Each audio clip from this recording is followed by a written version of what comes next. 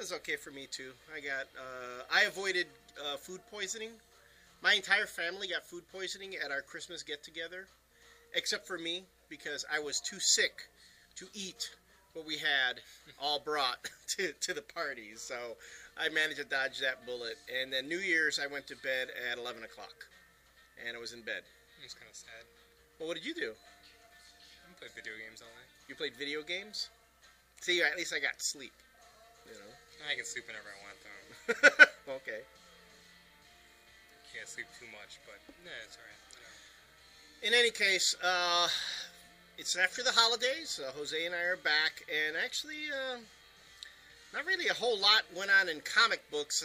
I actually wanted to... It was a very small week for comics. Very, very small week. There's a little bit of outrage over a couple things that we've seen. It's kind of like hitting the same notes that we've hit in the past, but, you know, hey, it's what we talk about, right?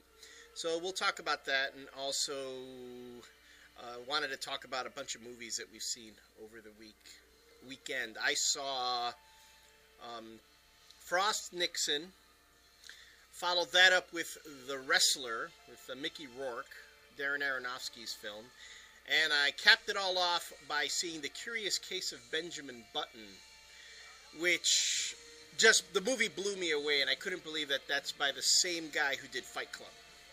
You know? I call it Forrest Gump. It's like a modern-day Forrest Gump is what it is. But it's a very good movie. I'd recommend it to anyone. But we're going to talk about that.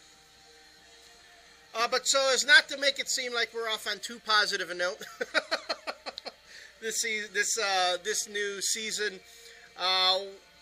we wanted to make a couple quick observations before we move on. And the first being New Avengers. Yeah. The New Avengers, Dark... A couple weeks ago. A couple weeks ago, Secret Invasion, before Dark Reign. Yet again, another female character gets offed by the inimitable Brian Bendis. I forgot what issue that is. New Avengers number whatever. But for those who've read it, and this is something that right before the taping, Jose brought it up, and it completely got by me. Brian Bendis writes this story. We're finding a common thread of an underlying theme here, I guess. It's not even underlying. It's like in your face to this point. You know, it was underlying when he did the whole like Tigra, right, you know, getting beaten / raped by the Hood. You know, that was, you know, and then, you know, then he did the whole Dr. Doom, Miss Marvel misogyny thing. Right.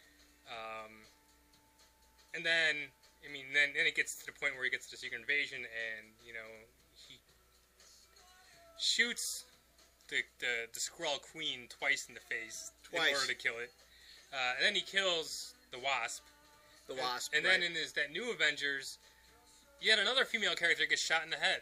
Shot in the head by a SHIELD agent. Yeah. A female Skrull. By a male. By a male character, correct. Yeah. The storyline is that Jessica Jones and Luke Cage's baby has been kidnapped by the Skrull Jarvis. Mm-hmm. They're trying to find the baby. They track down this Skrull hiding out amongst all these now decommissioned SHIELD agents. They've all been fired. Mm-hmm. They don't realize that there was a Skrull among them. They find her. They out her. She's trying to get away. They catch her and force her into saying, "Where is the baby?" And right before she could say anything, she's shot in the head by a pissed-off SHIELD agent. Mm-hmm. And again, of all... It just seems like there's this common theme right now where if you're a woman in a Brian Bendis book, you're going to get shot in the head. Yeah, or you're going to get something bad happen to you done by a male character. Yeah, male characters tend to it's so ridiculous, right, at this point. You know, that Tiger thing, there's some outrage about it, yeah, and then we did a whole thing when that Miss Marvel thing came out.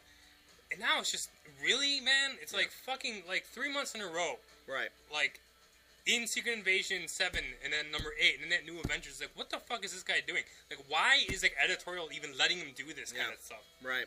I mean, they're alienating, obviously, any female fans who would want to buy those books. And if there's kids buying those books, like young kids, like maybe 9, 10, 11, 12, and you're seeing like all the stuff that Brian Michael Bendis' characters have been doing to women. Like, why would they even care what, why would they not, if they see men portrayed in that certain way as the way that they're treating their women, right? Why wouldn't kids think that's acceptable? Right. Which also plays into this whole thing about comic books basically being a male genre. Women in comics are objectified. They're treated as basically as they're scheming, conniving villains. They're bitches. They can't be trusted. And I'm at the point where I would really like to know why Brian Michael Bendis is doing this, because he can't just say, "Oh, it's just a coincidence." He can't think if you brought it up to him. There's no way he'd be like, "Really? I never even drew the corollary. I didn't know I did that." I have a feeling that if you did approach Bendis about it, he'd say that he hasn't noticed. It's pretty fucking disgusting at this point. Yeah. And that's why I cannot stand that guy's writing. Right. I mean, he's just a terrible writer, but at this point, it's just getting obscene. Yeah. It really is. Well, I'm going to be relieved of all that. As soon as all the Avengers books go up to $3.99, I'm dropping them. Which will be like another month or two. Yeah, I won't be reading them. And I also heard that you told me Spider-Man's going up to $3.99. I'm dropping that. And this little piece of art. Nice. This is another Jeph Loeb book, Ultimate Hulk, where you have all. I mean, this book is 1, 2. It's like a ton of splash pages. That's how every Jeph Loeb double page splash pages. It's the Hulk fighting a female character throughout the book. It's the chick from Squadron Supreme that got left behind in the Ultimate Universe after the crossover that Jeph Loeb also wrote. And how does this story end? The Hulk is banging the chick at the end, which is basically as much regard as we have for the female characters of the Marvel Universe, which is Zarda from the Squadron Supreme. Zarda. So, but she ends up having sex with the Hulk at the end. So that's ridiculous. Again, and this is, and I said the exact same thing to you that when I brought this to your attention. I'm like, where's editorial on this? Like, are you fucking kidding me? Like, I know it's a Teen Plus book, but it's the fucking Hulk, and he's banging some chick. Like, I just think that's something that never needed to be done. Right. And I'm sure Jeph Loeb thought he was so fucking clever that what the Hulk has never done? They've never had the Hulk banging some chick in the book as the Hulk. I'm gonna do that. And you know what? I bet you Jeph Loeb thinks he's just so fucking clever. And just and that the whole book is just a lead up to this punchline. Right. And it's fucking garbage. And I remember more than a decade back when Marvel editorial would not let John Byrne have a depiction of She-Hulk having sex in a graphic novel, was when she was involved with Wyatt Wingfoot. Mm-hmm. And he handled that, I think, with a fair amount of delicacy.